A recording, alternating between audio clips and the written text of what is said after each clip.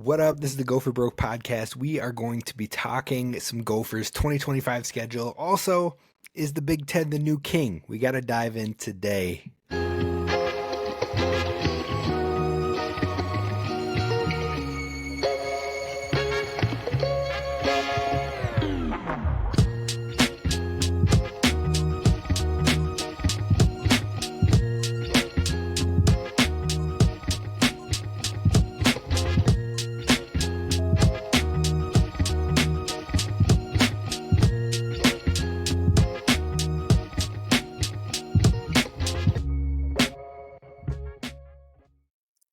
Let's roll, baby. We are talking here at the Gopher Broke podcast. We're diving into some Gophers talk each and every week for you. I'm Kane Rob. You got your boy Tristyn Spann-Ford. We're with you each and every week. We're going to be bringing out new ideas. I posted on Twitter, X, whatever you want to call it lately. New off-season ideas. Anything you want us to talk about in this off-season? Because, the off-season can get long. We might run out of some things to talk about. So you guys definitely threw some awesome ideas our way, and we will be incorporating those into the show as we go. If you have other thoughts, be sure to drop them in the comments over on YouTube, or you can find us on Twitter. Send us a DM, post it on any random post, even if it doesn't have to do with the Gophers, we'll make it happen. But we're going to kick off a new segment. We started last week just accidentally, but we're doing it each and every time, and that is Tristyn's gripe of the day. So first off, Tristyn, how you doing? And then second off, what is the gripe for this week? I'm doing wonderful. It's not that they're gripes. It's just sometimes things just don't make sense to me. And then I got a problem. I'm doing wonderful. We spent the weekend in Vegas. It was my sister-in-law's husband, soon-to-be brother-in-law, his bachelor party. So, and we go there every year for the national championship, either way, just to watch it and gamble on it and stuff. And so my gripe wasn't that, though. It was just the travel. Planes have got to get better. Like, we're at the point where seats are not big enough to fit a normal-sized human like myself. It's exhausting. Hold up. Are you a normal-sized human? That's the first part to this question. I'm normal-sized enough. That's the thing. We gotta be. Americans are getting bigger and bigger. It's just the size of the seats are insane. Like a 2-hour flight with my knees jammed in the back of a seat. I know this isn't a new issue, but it's new to me. It's fresh in my brain, and I can't stand it. We got to get rid of one row. We get rid of one row on these planes, and there's plenty of room for everybody. Yeah, and I was going to say, do you buy like a end seat or like an aisle seat? But even when you put your knee out in the aisle, that's when the cart comes by and wham, and it's just like, nope, that didn't feel good. But your boy always looks for the exit row. I'm willing to say the oath for the exit row if it means I can have the no seat in front of me and have the room to stretch my legs out. So that's where I've been. That's where I've been going lately. I like that. You're a hero. I'm willing to take one for the team. Whatever I can get some leg space. That's the trade-off. That's true. That is what this comes down to, is just me being too broke to upgrade a seat. It might be a me problem. We might just have a me problem. It's usually not even that much I don't even think it's an upgrade for the exit seat. I think it's usually either the same price. Sometimes it's discounted because people don't want to have to deal with that. And also, that responsibility, man. You're the last one off the plane. You got to help everybody else get off before you can get off. And so, take one for the team, get that extra leg room, and it's good. It's Gucci. Oh, that's all I had. That was my only issues. Other than that, though, pretty clean week. Awesome. I love to hear it. Well, I don't know if you saw some of the different topics people want us to talk about, but we're going to have some fun throughout this show. You've got people who want us to do a Gopher tailgate food bracket and have a challenge on that. You've got people wanting us to talk about picking or drafting our all-time Gophers lineup with anybody who's ever been a Gopher. So if those sound like interesting things to you, be sure to hit subscribe over on YouTube. Follow along wherever you get your podcast at the Gopher Broke Podcast, and tell a friend. That's all we ask. It's free. Yep. You can tell them that it's on me. I'll pay for it myself, the host of the show. It's free 99, so I'm willing to cash that out for each and every individual out there. But today, one of our topics is going to be something that someone brought up with assistant coaching cash pool in the Big Ten. We've got those numbers for you, at least for 15 of the teams. But before we get all that, we got to talk about the Natty, because the Natty, like you said, happened this past weekend. You were out in Vegas betting. Hopefully you won some money. But overall, last year, Michigan wins. This year, Ohio State wins. Now, I'm sure that those two programs were not pulling for each other in this sense. I'm sure every Michigan fan was the biggest Notre Dame fan this past weekend, but it didn't work out for them. But that's back-to-back natties for the Big Ten Conference, and everybody's like, "Oh, SEC, it just means more." Blah blah blah. SEC was mid this year, and I am here to ask you, Tristyn, is the Big Ten the clear top dog this year, or am I just getting a little Big Ten bias going on? Oh no. I mean, well, you are Big Ten biased. I will say that. But you're not wrong, Big Ten biased, because we are. I mean, it's gonna be the point where now the schools up here can legally give these kids money the same way the SEC was just kind of ahead of the ball. They were on NIL before everybody else. And so it's gonna be a lot different for them to hold on to these players, especially with it seems like all the like anti NIL sentiment comes out of the SEC, which is crazy to me. Like Nick Saban will sit there and just be like, "This is dumb. NIL sucks." When, like, buddy, like you kind of wrote the book on NIL, you just don't know it. So I think I think that the Big Ten is going to be a lot more competitive, and we're going to have to start looking at some more northern national championship neutral stadiums. So Yeah, I mean, if you looked at it as in like, you look at the SEC, they had 10 teams that had 8 wins or better. You look at the Big Ten, they had 8 teams that were 8 wins or better. I think I said 8 wins. I might have said 10. I meant 8 wins or better. Regardless, pretty close on that front. But then you go to the bowl games and you go to the head-to-head SEC versus Big Ten matchups, and the Big Ten won every single one of them except for Iowa, who choked it in the fourth quarter. So they really could have clean swept. But what do we you hate Iowa, so if I was what going do to you take a expect? loss, we'll accept that one. Can't get them useful for nothing. Not useful for nothing.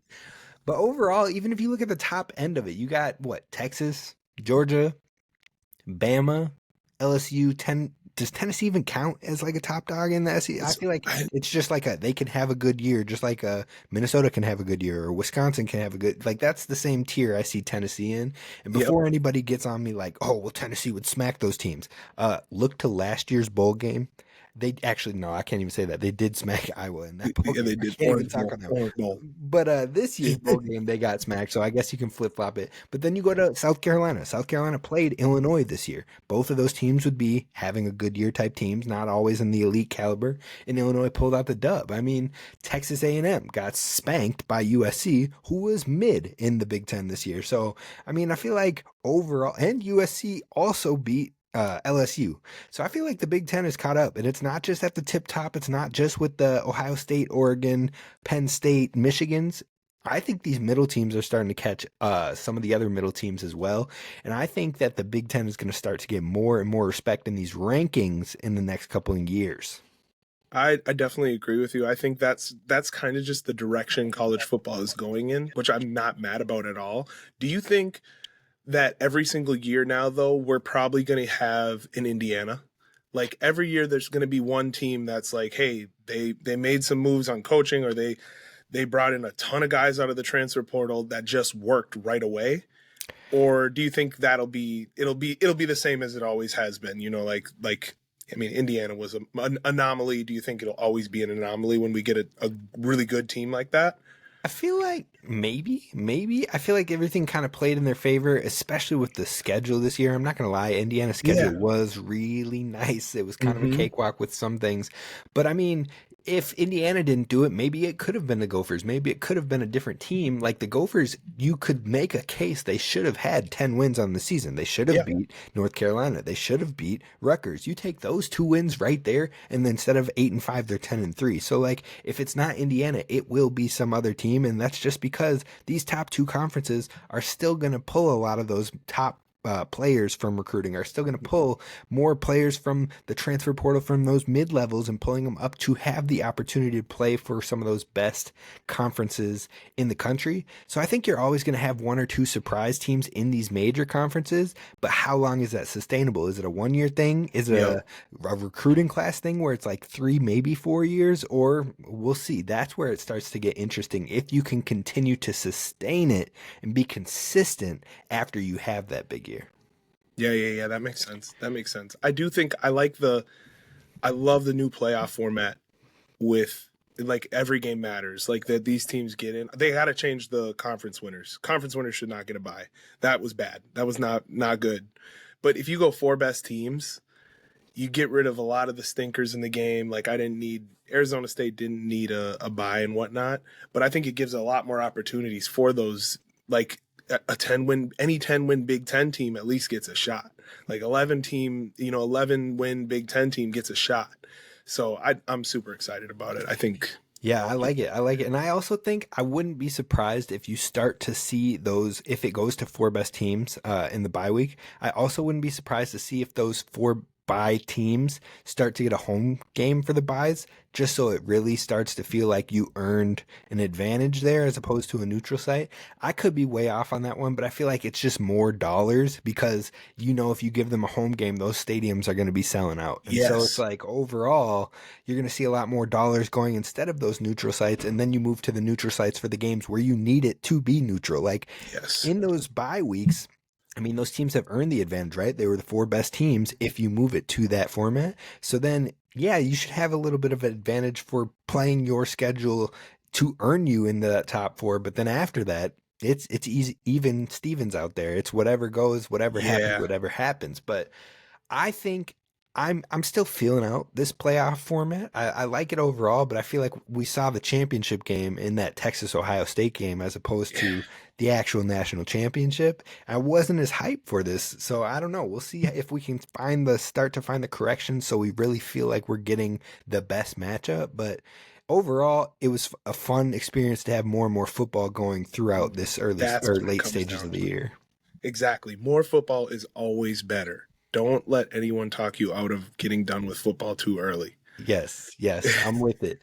All right, so you heard it from here. You heard it here first. We say the Big Ten Conference is the best conference.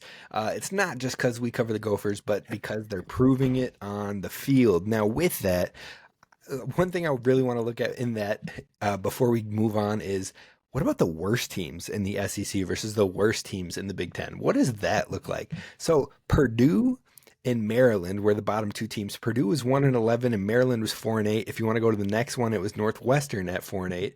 You go to the SEC. You've got 2-10 Mississippi State, 4-8 Kentucky Wildcats, and 5-7 Auburn Tigers. Now, I've been told the Auburn Tigers are like a almost on the near of blue blood type program. They are just like the real deal. SEC is the only reason why they have up and down years. Like, bro, I'm not there. Like, Auburn had an amazing year with Cam Newton, but beyond that, like, miss me with that. Like, even when Minnesota saw them in the bowl game, sorry, you lost. Bo Nix Oh yeah. couldn't get it done. Like, overall, I think Auburn's a little overrated, but I think when you look at those worst and worst, it seems pretty step for step. What do you think? No, I 100% agree with you actually. Like I think the 2 conferences side by side are super competitive right now. And then when the separation is all the way at the top there. Like Texas or who's at the top of the SEC then? Texas, Georgia. Texas, Georgia, and Tennessee were the top this year. And they're not beating Ohio State, Oregon, And Penn State, and Penn nah. State. They're just not. And then at the bottom, I mean, they're competitive, but I mean, then it almost comes down to the style of football that is Right. played. A Purdue team will wear you out. Like a Maryland team will wear you out. Like it's just a different style of football, I think. So You I know don't what I know. think we need to start doing? We need to start as we get more to this like 2 super team conferences, which is what it feels like it's starting to go Yeah. towards.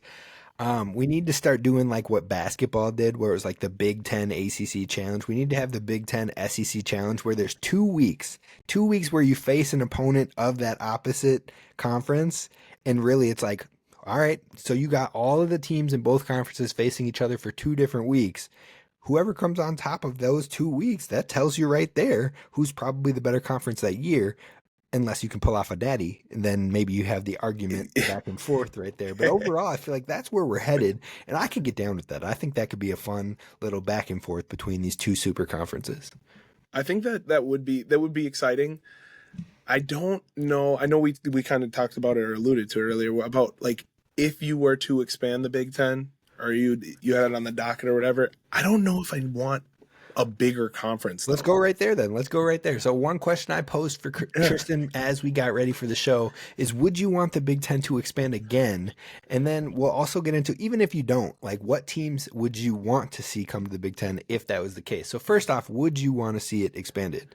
I don't think so. I like the idea of conferences, and I think the more teams we bring in, then we are going towards the two super conferences, which in the long run, is just going to become okay. We have two super conferences now, but also we have a north of that of the Big Ten, and a south of the Big Ten, and the east of the Big Ten, and the west of the Big Ten. So technically, we have four conferences, and it's just going to all break down again. We're just gonna keep going in circles, Right. which is whatever. But I like to see. I like that the Mountain West is a thing. Like I loved the Pac-12. I was kind of sad when it broke down because Pac-12 football was so fun to watch. Like I want to be sitting on my couch at 11 and UCLA and USC are just kicking off. Like it's just awesome. So I don't know. I don't think I need any more combining of conferences, but that No, if we had to, I mean, obviously, I'd make Notre Dame be in a conference. I'd take Notre Dame to the Big Ten in the Big Ten just to yes. make us more dominant. Yes, no, I feel that. I feel that. Like it just didn't hit right with Big Ten at After Dark. You know, what I mean, it wasn't the same as Pac-12 After Dark. And even if you had a Pac-12 team in USC or Washington or UCLA, Yeah, it was on and the then it was same like time. Minnesota, I was like, Yeah, this ain't right. Like I want to buy. also, I want to have to buy the Pac-12 network, the Pac-12 package, to be able to watch these games. right, yeah, or go on Stream East, but Yeah, we're not exactly. sponsored by anybody, so whatever, whatever. But But if somebody wants to sponsor, just let me know. Let yo, us just know. hit us up. DMs, slide in them. Slide right in those bad boys. But if I had to add any teams, like we're like, okay, even if we don't want to expand the conference, if I had to add anyone, Notre Dame's a good one. I mean, they've got a lot of their rivals right here in the Big Ten as well. Yeah, So it feels like that would be a natural transition, but they're being stubborn too. So I don't know if that'll ever happen.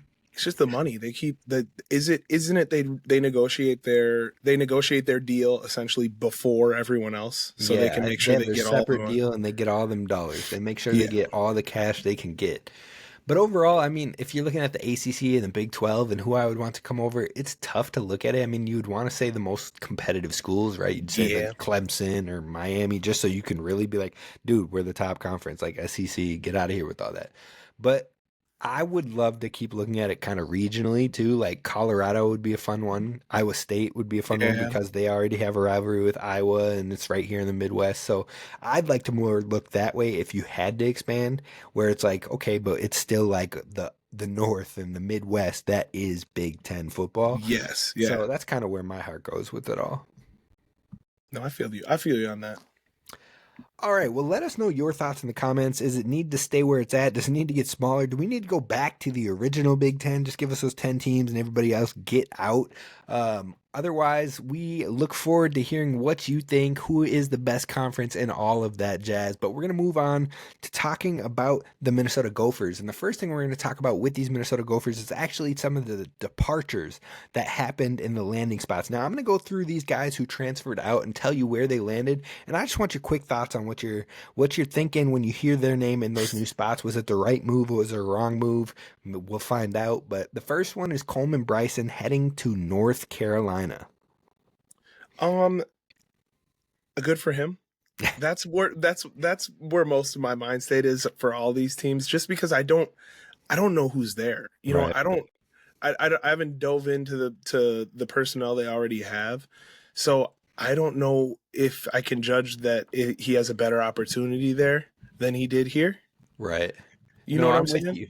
No, I'm with you. I think, yeah, the biggest thing is you always want to see if they have a better opportunity. That being said, he is from Georgia, I believe. I believe he's from Georgia, so it's closer to home, which is always nice for him. It Yeah, will be fun to see if he can win that job out there. Like, his coach is Bill Belichick now, so yeah, that's kind of a fun thing to see. And like, I'd root for him out that way, especially since we don't play them anymore. And unfortunately, you could look at this as a if you can't beat him, join him, because we lost to him two times in a row, even though we had no business losing the second game. But you know what? Hopefully, he'll get a new opportunity out there. It was the safety room was tight up here in Minneapolis. Coy Parrish, Trey yeah, Brown, yeah, Hayden Gooseby, like it was going to be tough sledding for Coleman Bryson, so I don't blame him. Same thing with TJ McWilliams for me. The wide receiver room, like we never got to see these young guys play, and a lot of them have stuck through still. But it's like, who, if you don't get to play again this next year, you just sat 3 years of your career in Minnesota not getting the opportunity. Minnesota doesn't sling the rock unless you have Max Brosmer on the team. So it's like, Exactly. overall, I don't blame him. He's going to Louisville with Braum as the head coach, the former Purdue coach that had Rondale Moore and David Bell and all these wide receivers that kind of showed out. So, and Yeah. he was initially committed to Purdue with Braum as the head coach before Minnesota flipped him. So overall, I mean, it makes sense, and hopefully he'll get the opportunities with that relationship already built. What do you think about the T.J. McWilliams? I mean, it sounds like it'll be a better opportunity for him. It sucks that he didn't get the he didn't get the reps here, but I hope nothing but the best for him. The next one, Philip Daniels, Ohio State. This is going to be the one that just still doesn't make sense to me. The rest of these, every single one after this, I'm like, you know what? I don't blame you because you haven't got any tick, and you know what? You are looking for an opportunity. A lot of these other guys, they kind of took a step down when it comes to level of play at beyond Philip Daniels. But Philip Daniels, like, he takes a step up. You go to Ohio State, they just became the national champion, so I'm not going to sit here and pretend like they're on the Yeah. same playing field. Like, they are a better program than Minnesota right now, but you were going to be a starter for Minnesota. Locked in, guaranteed, like it was going to happen. I don't know if I can say that same thing for you heading to Ohio State. So I'm just like, I guess time will tell, but I just feel like this is the one of all 8, 9, 10, however many guys left. This is the one where I'm still kind of baffled by it. I mean, I think it's going to be a big show improve year for him. I mean, he's going to have to fight for a spot there. Maybe they won a championship. I don't know how many of those guys are going to stick around. I don't know, maybe he's thinking that it's an opportunity where they had a great season. They're going to graduate a bunch of dudes, or a bunch of guys are going to go to the league. But maybe, but it's gonna be a show improve year. Like he's gonna have to fight for a spot, and I mean I hope he does, but it's it's definitely gonna be a lot more competitive. But at the same time, I mean you're playing the same teams. I mean for the most part, you've got to be playing teams that we've played. So hopefully he still has that same success. But he definitely would have just been a starter here. But Right. I went to go pull up Ohio State's class coming in too.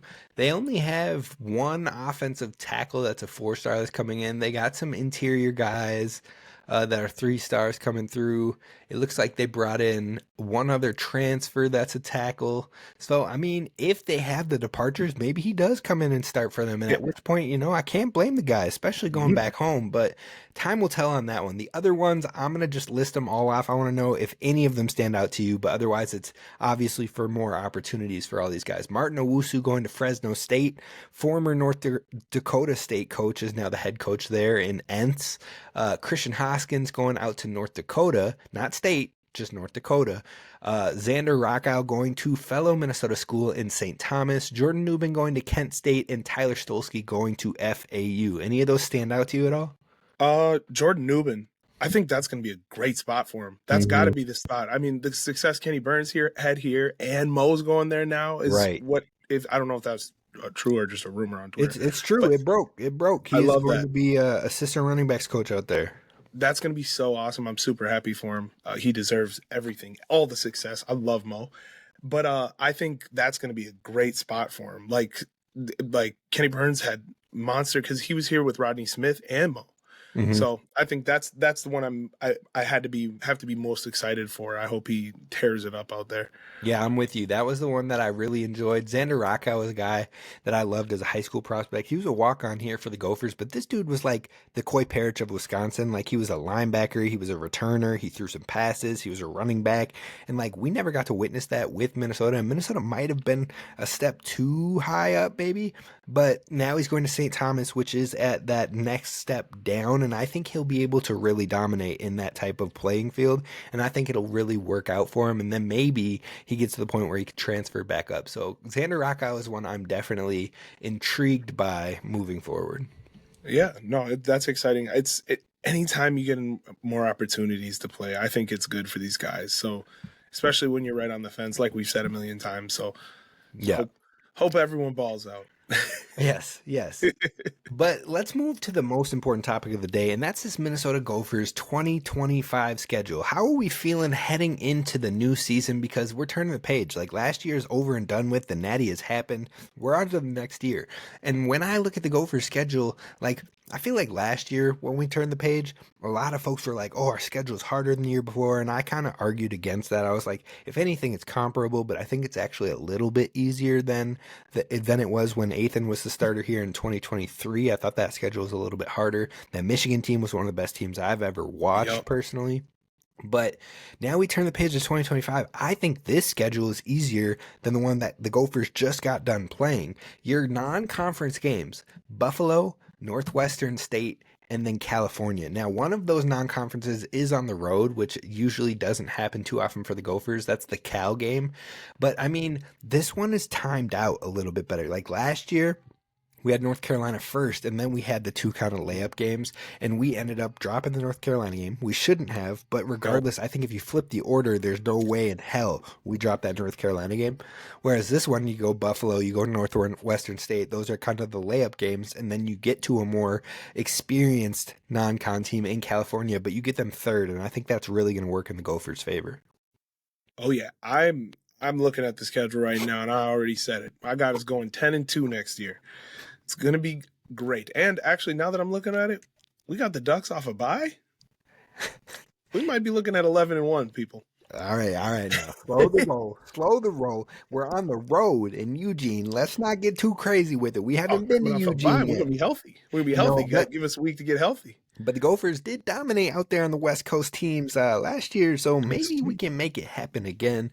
Who But overall, knows? yeah, let's talk about the Big Ten then. So if you say you go in, you win all three of those non-cons, it's not a bad way to start the season. Then you get Rutgers at home. Now we had zero business, not one lick of business losing to that Rutgers team last year. Shot ourselves in the foot. Classic Minnesota thing that happens at least once, sometimes twice a season. It hurt. It cuts deep.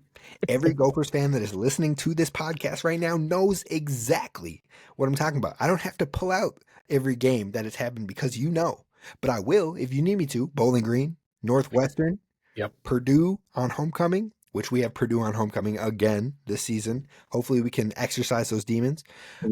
One thing I will say: when we lost to Bowling Green, the next time we played them, we exercised those demons, even with 11 past 10 attempts or whatever it was. Just Uh, win. Just win. We so we cannot. lost to Purdue last homecoming. Hopefully, this is the one where we can exercise those demons once again. But so the Rutgers game, I feel like you got to win that one, right? You got to start 4-0 with that season coming up. What are you thinking? Is it another one where we could get too cocky and Rutgers could win it? I know Rutgers has lost some big things. Their number one running back who didn't play against us, so again, not an excuse. Um, Flip Dixon off to the NFL. Good luck to him. Yes. Ethan Caligmanis, I believe, will be back, so he's coming back to Minnesota. Hopefully, the fans don't rough him up too much. But I feel like that Rutgers game has to be a win, don't you think? I think it really, really does. Actually, I especially coming off those first three games, we should be getting right. Knowing everyone should be comfortable by then. Off a bye, if we got any lingering, like the two buys thing will always throw me off. But um, yeah, that is probably one of the bigger games on our schedule because even you look at Ohio State, that's just you. The week after, you're That's just a loss, bro. That's you're a hoping loss. for the I'm best. not even gonna. We're not Yep. gonna homer that. We're not. It's a Yep. loss. It's a It's loss. probably I got that's one of my losses They on still got here. Jeremiah Smith. Yeah, it's a loss. It's Yeah, a that's loss. a loss. but either way, I mean, if you win that Rutgers game, going 4-0, losing to Ohio State, the next 4 weeks are such winnable games. Yeah, no, I'm with you. And one thing, I was about to get crazy with it, bro. I was about to get so crazy. I was about to say, you know what? I'm gonna walk it back. If we still had Corey Heatherman, I'm saying we're getting maybe in the competition with Ohio State. I'm not gonna say a dub, but I'm gonna say my boy Zaquan Bryan, Jeremiah Smith. Who? Like, One, no, no, one. no. I'm not going there. I'm not going there though. All the respect to Zaquan Bryan, but Jeremiah Smith, that dude is a little bit different. I think you got to throw double, triple coverages on him, like we've seen, and he still finds a way to get it done. So, yes, that's a loss. late September, I might be there. Yeah. I'll talk myself Give them into it. give them them 6 months and we might be there. Yep. Late September, I might be all in, baby. But I'm with you. After that, you got Purdue, you got Nebraska. Both of those should be winnable games, especially because you have them both at home. Nebraska isn't going to be a cakewalk. Like, I know folks are like, we No. own Nebraska. We always beat Nebraska. Their quarterback is good. He's got the talent. He does have the propensity to turn the ball over. So if we can bring that turnover mentality we had last season with us again, with a new defense coordinator and everything like that, then I think you can win that game. But if you start slipping up, if you're not playing clean football, Nebraska can be a risky team. No, I 100% agree. It's that Nebraska, Iowa, Wisconsin, that same thing. No matter how bad they are, no matter how good they are, like it's gonna be a dogfight the whole time. You can't write them off, which is unfortunate because it would be really great to just know that we own one team. All right, so if you had to say it right now there's a lot of time between now and that fall season, but if we're going Buffalo, Northwestern State, California, Rutgers, we both have them at 4-0. We both Yep. said lost to Ohio State, so we're both at 4-1. If you had to pick right now, Purdue, Nebraska, Iowa, what do they leave those three games with when it comes to their record? I'm overconfident, but I don't see how we lose to all three of them. I just don't see it. The two of them we're 2 of 3 at home. Like going to Iowa would probably be the best bet as a loss, and Iowa wasn't insanely impressive. I don't know what they're doing in the offseason, but I'm just saying I think we win all 3. I'm going to say we drop one. I would probably lean towards the Iowa one, but I don't think we're losing to Iowa again next year. I think that we're going to get right with that one as long as Drake Lindsey is who we think he is. Yep. I'm going to say the Nebraska one is one where we maybe get a little too cocky. Coming off of getting right against Purdue, we're 5-1. I could see us maybe getting a little too relaxed, thinking about Iowa too much and not looking enough at Nebraska. And then that quarterback has a game of his life or something, and all of a sudden they're getting the dub. So I'm going to have us through that point going, what is that? 5-6-2. You've got us at 7-1. Now we're moving to the back half of the schedule. The final 4 games, you've got Michigan State, Oregon, Northwestern, and Wisconsin. What are the thoughts on these final 4? So I was just looking because I'm trying to figure out how I can make this Oregon game a letdown spot for them. But they play Iowa the week before, and they'll probably beat Iowa. Okay, we lose to Oregon. We're going to lose to Oregon, and we're going to beat Northwestern and Wisconsin at home the end of the year. That's a dub. All right, so you've got your 10-2. You're saying Michigan State too. I think you missed that game, and then Michigan State we're going to beat to Michigan State. Minnesota. Joe Rossi coming We back have a million. to It looks like we have a Minneapolis. million home games next year. We do have a lot of home games, or at least feels that way. Yeah, it does. So you've got us 10-2, legit. I'm- You've got us I'm- 10-2. I got to go with my gut. I'm gonna say we dropped the Oregon game. No. I could say that would put me at 9-3. I feel like I'm gonna, at this moment in time, maybe I can talk myself into it later, but I'm gonna take one more loss somewhere in the schedule and call us 8-4 because, like I said, we experience it each and every year. There's always one. There's always one. Now, hopefully that isn't the case next year, but I'm not gonna set myself up if to be we hurt lose again. to, I've if we been lose to hurt the too many Northwestern State Demons, No, it No. won't be that one. Guaranteed. I Put know on the it better books right not now. be. That's It what will I'm not be saying. that. But that's my fear. That's my fear. If it's one of those first 2, No, it won't be. I'll put be it, down Put it on so the record. bad. I will eat a jar of mayonnaise live on this podcast if we lose one of those first 2 games. I love that. Clip it, save it, so we know. I love that. The first 2 games will not be losses. Now, could Cal be the hiccup game? Maybe. Could Michigan State be the hiccup game if Joe Rossi's like, look, PJ, you shouldn't have let me go? Maybe. But I don't think it's going to be the first 2. Could it be Northwestern? God, I pray not. I pray not. Like, No. we got to get right. Again, exercising defense. Oh, that's We're a not losing Wrigley it. game. Yep, it is the Wrigley game. And the Wisconsin, we're keeping the X, bro. Like, Fickle, it's a hot mess over there in Madison, and I love to see it. Yeah. Burn it all down. I feel like it if is he fun. doesn't make a bowl game next year, he's gone for sure. Absolutely, like sayonara. He did literally nothing while he's been there so far. Nah, Like, dude. what was his His Mer- highest win was crazy. They didn't make a bowl this year. Dude, Wisconsin is entering Nebraska territory. Like when Oh Nebraska would no. win the offseason, every offseason, and it'd be like, oh, we got these transfers and we got the best coach coming in and blah, blah, blah. Eight five And, stars. and then, yeah, like they told me, I remember on lockdown, they told me they were like, Kane, you're an idiot. You're an absolute idiot. We're going to win 10 games first year with Fickle. I was like, bro, you're not even going to get to 8. Like the line is at 8 right now. And I'm telling you, you're going to be under 8. They're like, oh, you're crazy. You're such a hater. You're such a bro. Go check the record. Yeah.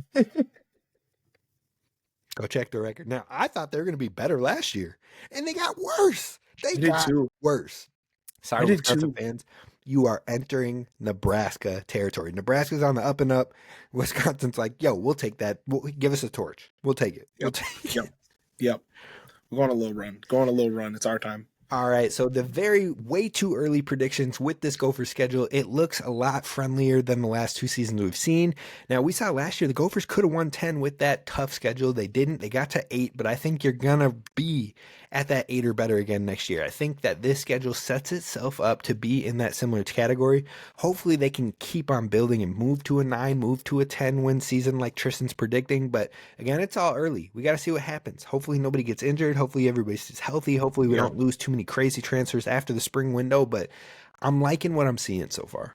I agree. I think things are going as well as this kind of mini transition that we're in. I think things are going very well.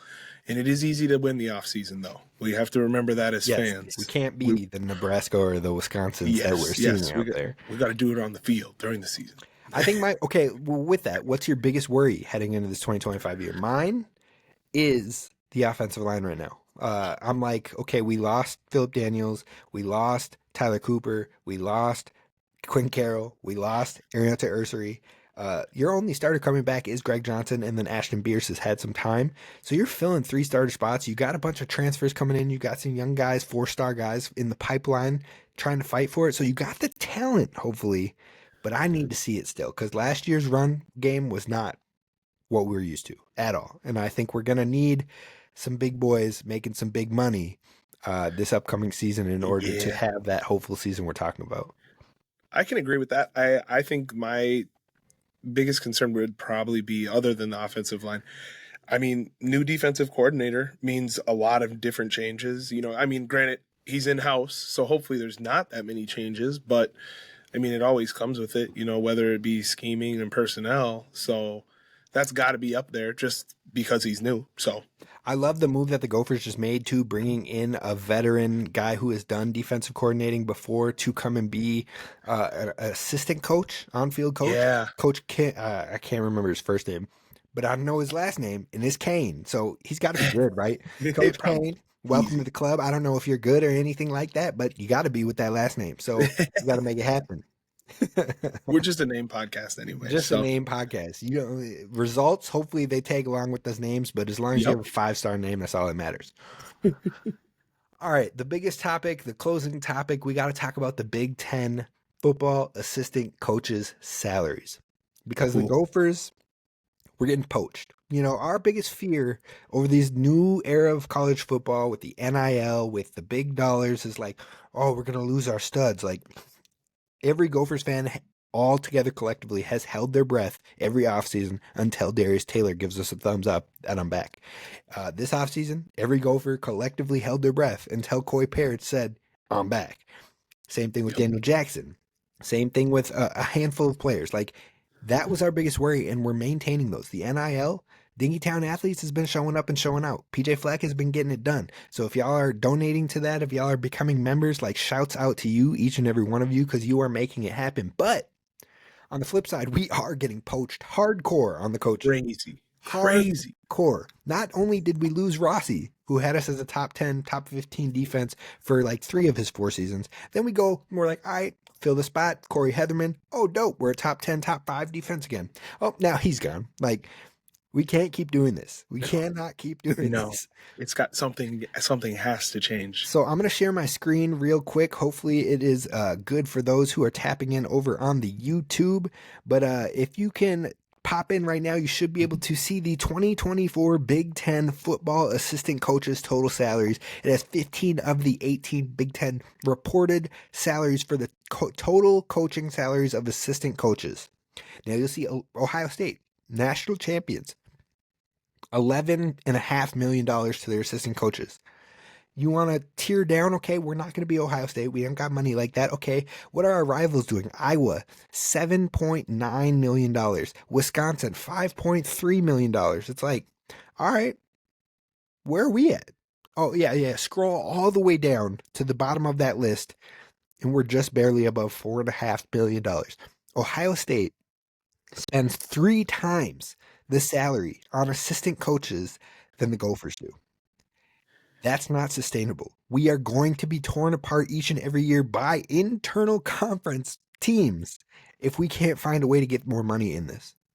Yeah, I 100% agree. Like you got, like even you look at everything from, I would look everything from number 5 down on this list. Like we're not worse than any of those teams. If You you could look be at better than over the every single past, one of those schools. exactly. If you look at the past like 5-year records of all those schools, they're not more competitive than us. And I wouldn't even say that their school brings in that much more money than us. Like the U of M brings in money. Like we have good programs. Like there's no issues on that front. So I don't know, and I have no clue who decides or if it's the AD or how funds are allocated, but there's got to be a way we can get some more money for these assistant coaches so every single year we don't have to go through the same thing. So we can recruit players knowing that, hey, this number one defensive coordinator is going to be there by the time I'm on the field. Because otherwise it's just going to be a revolving door. It does trickle down.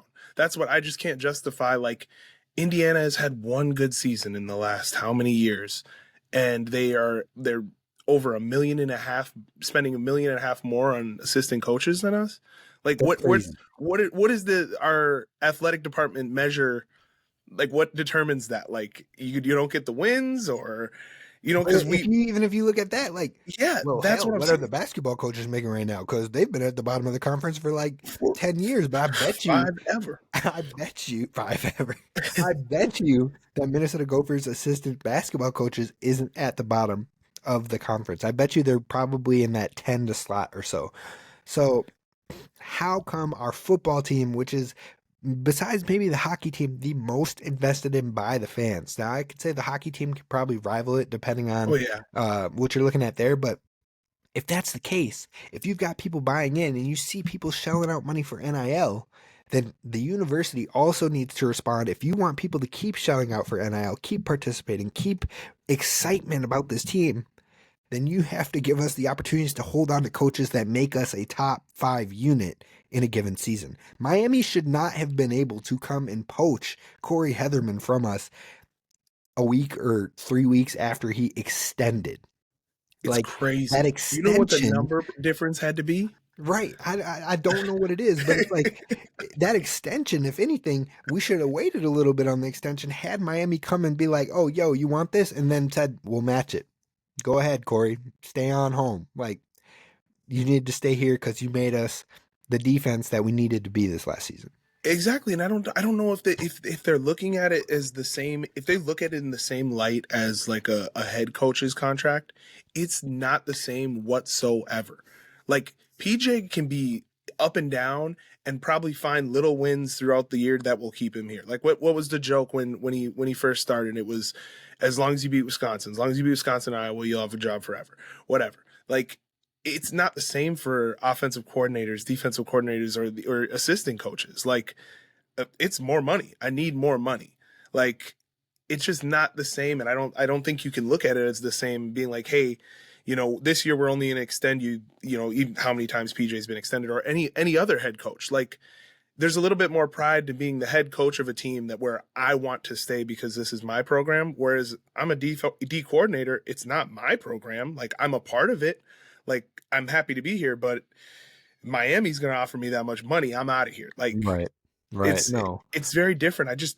I don't understand what the metric is, and it just feels like we're not at a school where the funds aren't there. Like I can't believe that the funds are not there and available. Right. The biggest So thing is that's like what's hard for us. you have to find a way. Like if Yeah. Miami's like here's the offer, like you people might have been like, Kane, you're crazy. You just said let's match that. That's what I mean. Let's match But it, and then you know we might not have like the immediate thought of, yeah, we have the funds right now to match it. No, find a way. Like you, that's what you you get paid for as the AD or as the board that's making these decisions. Like that's your job. Find a way. If these coaches you have to have find a to. way, if these players have to find a way, so do you. You're not off the hook. We need to Mhm. keep our coaches, or that's where you start to fall down to 6-6 teams. That's where you start to fall down to a 7-5, 5-7 type team because you listen to all the NFL people that talk about Baker Mayfield or Sam Darnold, and they've had a different coordinator for 6 straight years and blah, blah. Like, there's a reason that they're starting to find success now, and it's because of the coaches they're working with, the coordinators, the systems that they're in. If you're going to let people go take that out of your backyard, you're going to lose those opportunities. If Drake Lindsay comes and balls out with Harbaugh, and we just saw Max Brosmer ball out with Harbaugh, if somebody comes and offers Harbaugh $1 million more, you can't afford to let him go and hope that that doesn't affect Drake Lindsay. You have to find a way to match it, keep the consistency, and let your player continue to thrive. Yes, the defensive coordinator run that we are going on is all time. Like I will say that. But it is not realistic. This is an anomaly. Right. Like we can't keep cycling through guys and just hoping for the best. At some point you have to invest in your program, which I'm not saying that they don't, but you see the crowd. Like rarely do you go to a home game, even on those non-conference games, that it's not packed in there. Like it's people show up for this team, and especially over the course of the last 6 years or so, 7 years or so, like there's a real following here, and at some point you have to make the decision to invest in this team, invest in the program to where you can keep these guys. So I something does have to give. I when you sent me that, that was jarring. It hurts. It cuts deep a Yes, little bit. what are we But, doing? you Like no know, duh. give us your thoughts down in the comments below. Message us, let us know. But if you're with us, if you're against us, like if you're against us, I need your case. Like drop it down in the Yes, comments because please. like I don't know how. Like, Haters are bro, welcome. we're at Haters are always welcome. we're at the bottom of the reported conference. Like that, it's not like we're like a million. Ohio State has 3 times as much money. Iowa has almost double as much money in their assistants as us right now. So we got to find a way. But that's going to do it for us here on today's show. We're going to get creative with these topics. If you have more topic ideas, drop them in the comments. Send us to them on, or send us them on Twitter, X, whatever you're calling it. And we're going to see you soon. We're going to see you next week. We'll be back at it again. Until next time, row the boat, Sky Imago Gophers. Anything else you got for the folks? Nope. Airlines, get your stuff together because I'm sick of it. I'm sick of it. We're coming for you. The people are coming for the airlines. People are coming for the airlines. Get it right. Don't, well, maybe.